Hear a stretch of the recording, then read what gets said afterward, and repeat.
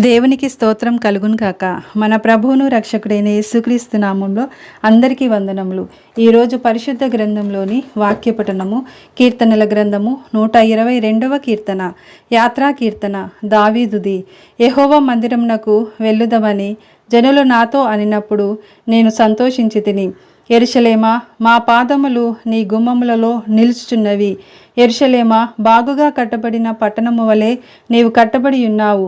ఇశ్రాయేలునకు నియమింపబడిన శాసనమును బట్టి యెహోవా నామమునకు కృతజ్ఞతాస్తుతులు చెల్లించుటకై వారి గోత్రములు యెహోవా గోత్రములు అక్కడికి ఎక్కి వెళ్ళును. అచ్చట న్యాయము తీర్చుటకై సింహాసనములు, దావీదు వంశీయుల సింహాసనములు స్థాపింపబడి ఉన్నవి.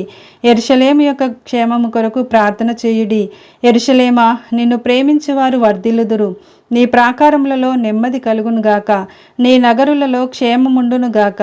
నా సహోదరుల నిమిత్తమును నా సహవాసుల నిమిత్తమును నీకు క్షేమము కలుగునుగాక అని నేనందును. మన దేవుడైన యెహోవా మందిరము నిమిత్తము నీకు మేలు చేయ ప్రయత్నించెదను. ఆమేన్.